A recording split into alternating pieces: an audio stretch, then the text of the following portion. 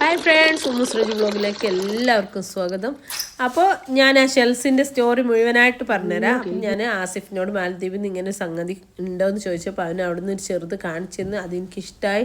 അപ്പോൾ അത് ഇനിയും വേണമെന്ന് ചോദിച്ചപ്പോൾ വേണമെന്ന് പറഞ്ഞു. പിന്നെ അവൻ എന്നും അത് പെറുക്കി കൂട്ടുന്ന, ജോലി കഴിഞ്ഞാൽ പിന്നെ ഇത് പെറുക്കി കൂട്ടുന്ന ഒരു പരിപാടിയായി മാറ്റിയെടുത്ത് അങ്ങനെ 10-15 kg അവന് വരുമ്പോൾ കൊണ്ടുവന്നു.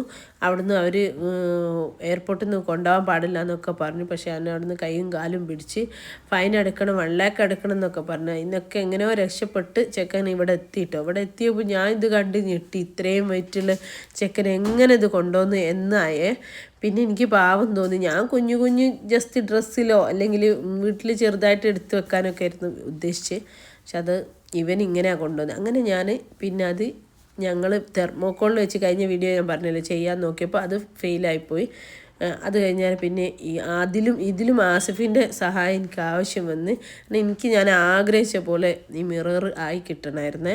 എനിക്ക് എൻ്റെ ഷോപ്പിലെ ഏറ്റവും ഹൈലൈറ്റാണ് ഞാൻ കണ്ടത് എൻ്റെ 3 കാര്യങ്ങളാണ്. ഒന്ന് എൻ്റെ മിറർ, ഒന്നിൻ്റെ കൗണ്ടർ, ഒന്നിൻ്റെ ലൈറ്റ്. ഇത് 3 എനിക്ക് മസ്റ്റ് ഞാൻ വിചാരിച്ച പോലെ ആയി കിട്ടേണ്ടിയിരുന്നു. അപ്പം അതിന് വേണ്ടിയിട്ട് അവന് ഫ്ലൈവുഡിൻ്റെ ഓരോ 2 ഇഞ്ച് പീസ് ക്രോസിൽ കട്ട് ചെയ്ത് വെച്ച് ബോർഡർ ഉണ്ടാക്കി അതിൽ ഗം ചെയ്തുകൊണ്ട് നിൽക്കട്ടത്. അപ്പോൾ കുറച്ച് ഞാൻ ഗം ചെയ്ത് അതിൻ്റെ ഇടയിൽ ഞങ്ങൾ രണ്ടാളും അടി കൂടി. അവൻ തെറ്റിപ്പോയി.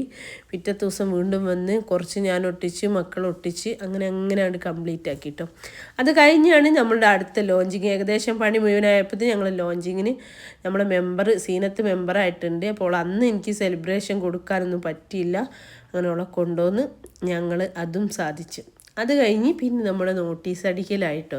നമ്മൾ സൈനുലാബിദ്ദീൻ തങ്ങൾ തന്നെ വരണം എന്ന് നിർബന്ധം ഉണ്ടായിരുന്നു. അപ്പോൾ തങ്ങൾക്ക് 9-ാം തീയതി വരാനാവും, 8-ാം തീയതി വരാനാവില്ല എന്നും പറഞ്ഞ് അതും ഒരു ഇഷ്യൂ. അങ്ങനെ ഞാൻ ഡേറ്റ് മാറ്റിക്കോളാം, എന്നാലും വേണ്ടി നിങ്ങൾ വരണം എന്ന് പറഞ്ഞു. അങ്ങനെ അതും ഫിക്സാക്കി. പിന്നെ അതാ നമ്മുടെ ഓപ്പണിങ്ങിൻ്റെ തലേ ദിവസമാണ് ഈ കണ്ടുകൊണ്ടിരിക്കുന്നത്.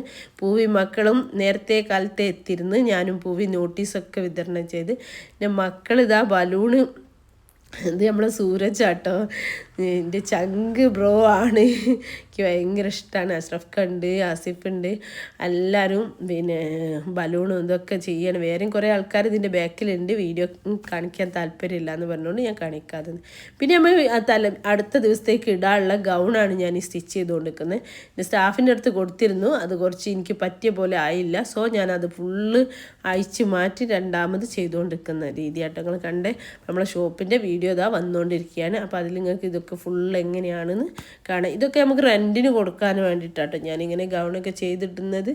നമ്മളായിട്ട് ചെയ്തെടുത്ത് അത് മേക്ക് ചെയ്ത സംഗതിയാണ് ഞാനിവിടെ റെൻറ്റിന് കൊടുക്കുന്നത്. അല്ല പുറത്തുനിന്ന് വാങ്ങിയിട്ട് കൊടുക്കാൻ ഉദ്ദേശിക്കുന്നില്ല. ഇനി പ്ലാൻ മാറുമെന്ന് അറിയില്ല കേട്ടോ. അപ്പോൾ അങ്ങനെ ഫൈനലി നമ്മളുടെ ഇനാഗ്രേഷൻ കഴിഞ്ഞു. മാഷാ അല്ലാ, അൽഹംദുലില്ലാ. അപ്പോൾ എല്ലാവർക്കും വീഡിയോ ഇഷ്ടപ്പെട്ട ലൈക്ക്, കമൻറ്റ്, ഷെയർ, സബ്സ്ക്രൈബ് ഒന്നും മറക്കണ്ട. സപ്പോർട്ട് ചെയ്ത എല്ലാവർക്കും ഒരുപാട് താങ്ക്സ്. അപ്പോൾ കൂടുതൽ വീഡിയോ ആയിട്ട് ഇനിയും വരും. Okay, by.